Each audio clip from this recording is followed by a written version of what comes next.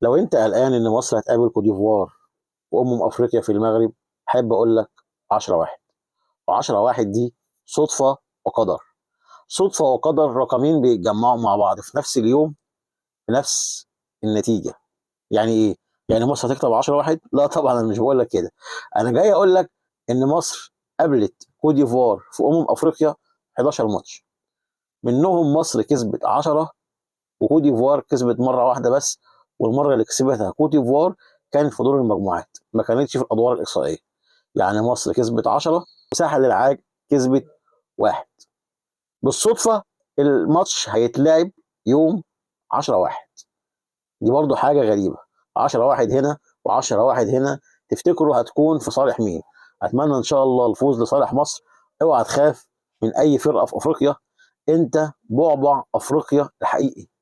ادعم فرقتك وان شاء الله الفوز لمصر. سلام.